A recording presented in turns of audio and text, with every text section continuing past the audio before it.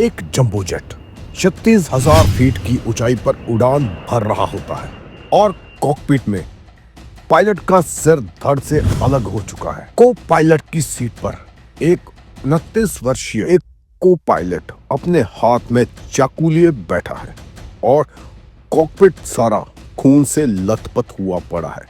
हर तरफ खून ही खून दिख रहा है और इसी सिचुएशन में जो प्लेन है वो ऑटो पायलट पर चल रहा है। जहाज बहुत तेज रफ्तार से आगे बढ़ रहा है और इस जहाज में बैठे हुए 503 लोग क्या जिंदा धरती पर उतर पाएंगे या इन सब की हो जाएगी खुफिया तरीके से मौत।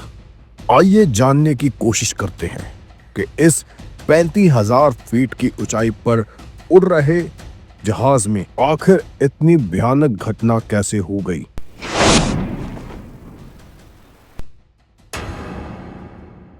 हैनेडा एयरपोर्ट, टोक्यो, जापान। 23 जुलाई 1999 का दिन। कोई 747 का एक जंबो जेट, इसको ऑल निप्पॉन एयरवेज ऑपरेट कर रही थी। Call sign 61।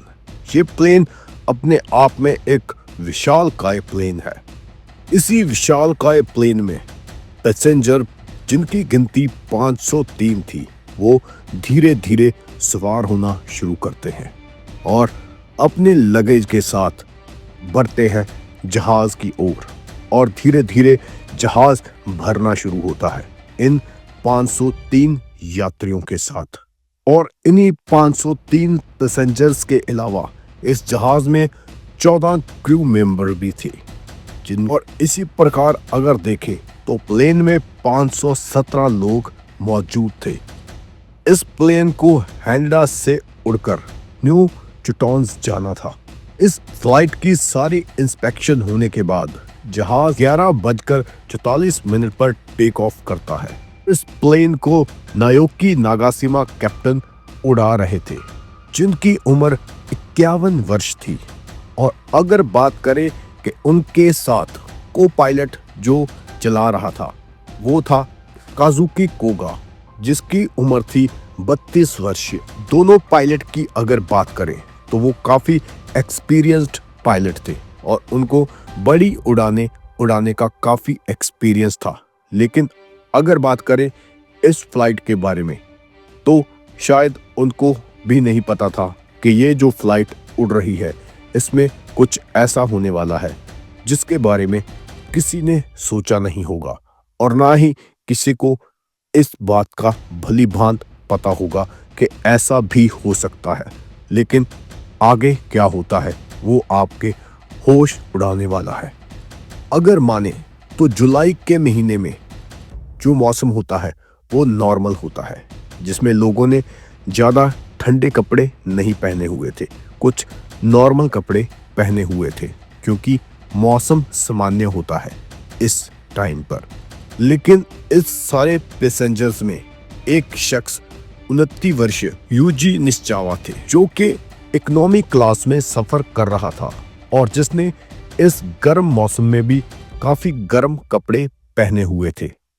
और इस शख्स के कपड़े कुछ गंदे भी थे और इस शख्स के आसपास बैठे लोग भी इसकी तरफ देख रहे थे और थोड़ा शक जता रहे थे, क्योंकि जिस प्रकार इसने कपड़े पहने हुए थे और गंदे कपड़े पहने हुए थे तो ये शख्स जो सामान्य लोग होते हैं उनसे थोड़ा अलग दिख रहा था।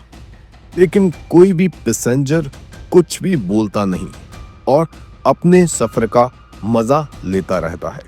और इसी प्रकार जो उड़ान है वो अपनी मंजिल की तरफ उड़ रही होती है और कुछ ही टाइम में इस उड़ान ने अपनी मंजिल पर पहुंच जाना होता है।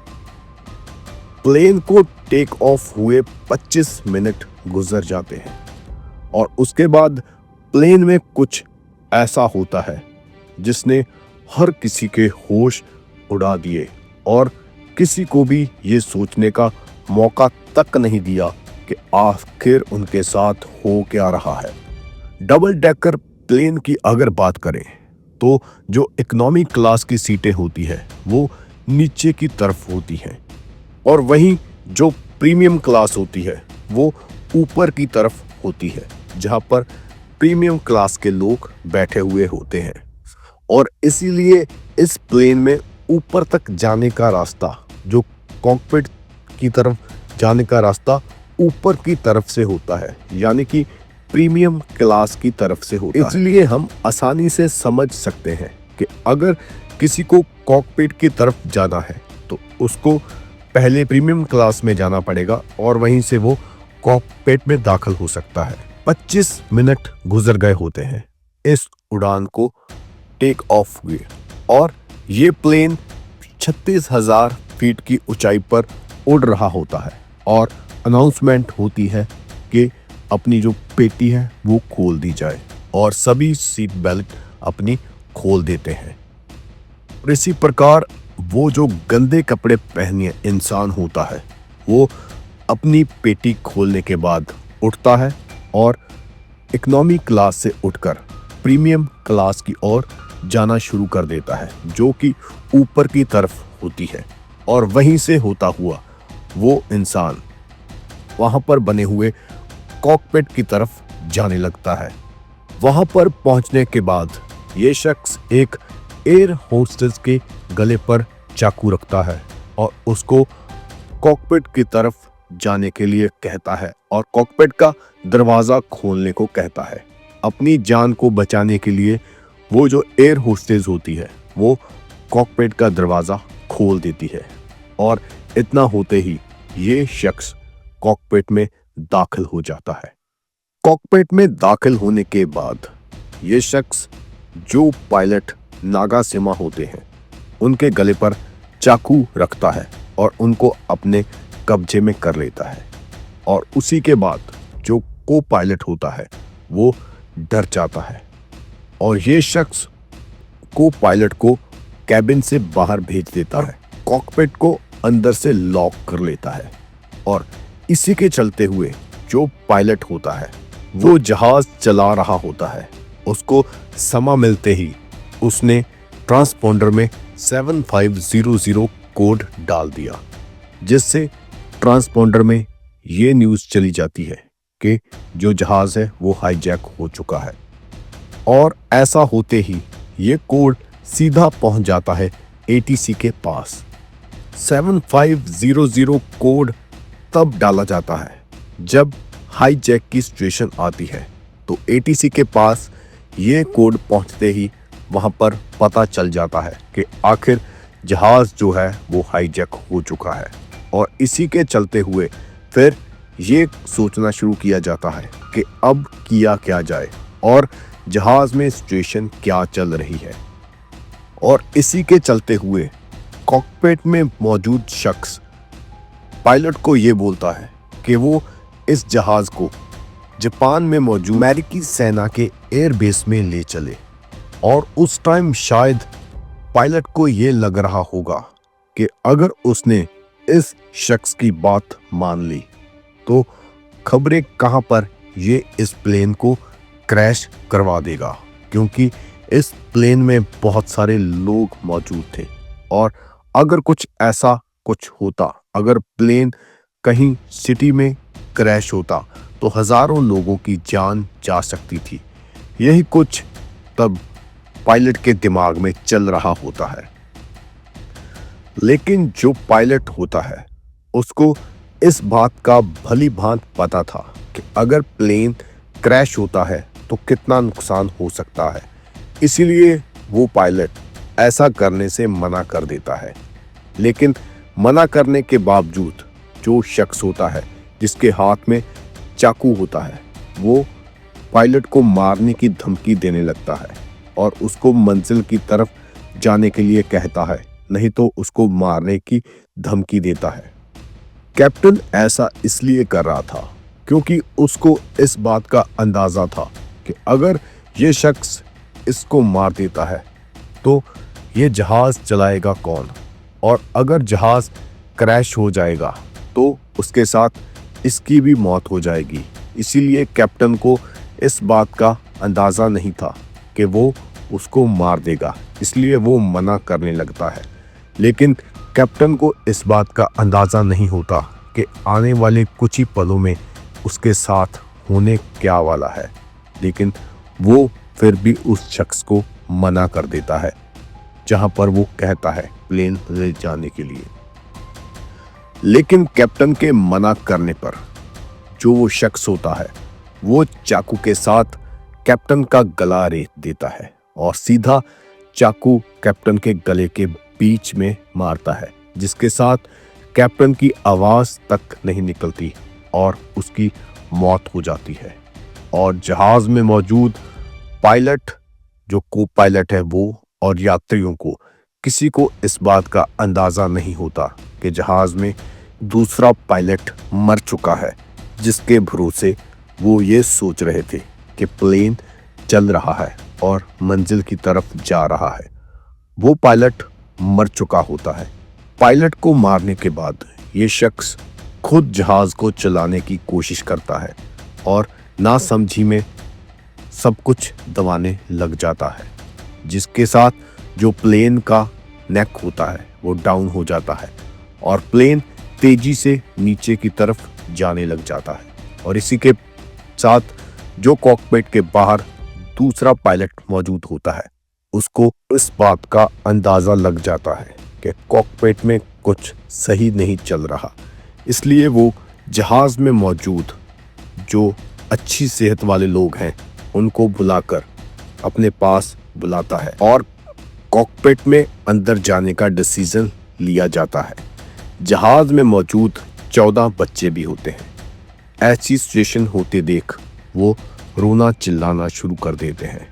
जो जहाज में मौजूद एयर होस्टेस होती हैं वो बच्चों को शांत करने के लिए काम करती हैं। इसी सिचुएशन में जहाज तेजी से अपने एल्टीट्यूड को खोता जा रहा था। कॉकपिट का दरवाजा अंदर से बंद था और जो को पायलट है वो लोगों के साथ अंदर जाने की कोशिश कर रहा था, लेकिन दरवाजा लॉक होने की वजह से वो अंदर जा नहीं सकते थे।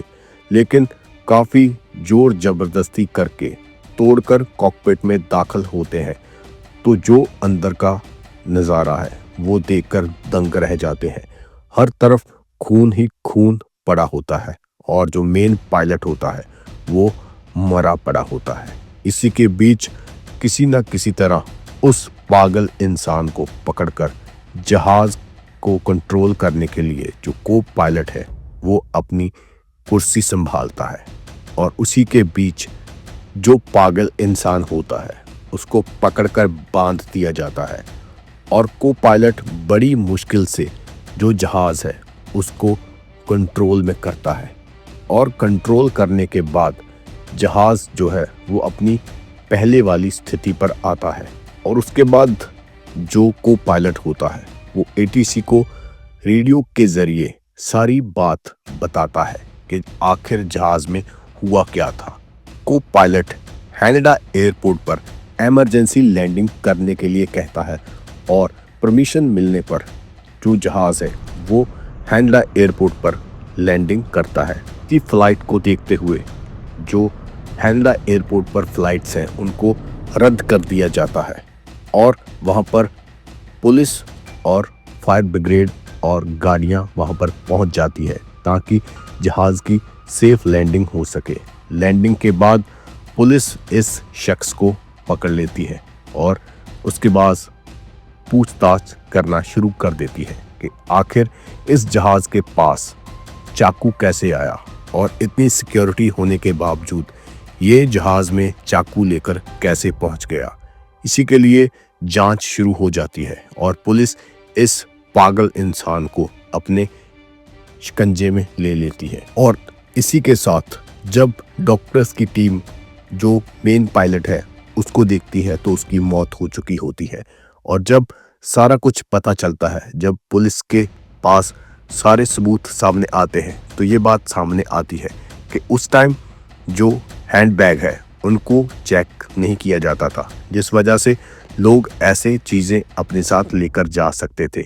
और इसी को देखते हुए ये जो शख्स था वो अपने साथ चाकू लेकर गया था, जिसके बाद उसने ये सारा कुछ कर दिया, जिसके बाद उसको इस बात का पछतावा हुआ था और उसके घर वालों ने भी ये बताया था पुलिस को कि इसकी मेंटल स्थिति कुछ सामान्य नहीं थी, जिस कारण उसने ये कुछ किया होगा। इसी को देखते हुए उसको जेल में भेज दिया गया था। लेकिन इसी बात को देखते हुए अगर बात करें तो वो प्लेन में बैठे हुए 517 लोगों की जान बच जाती है।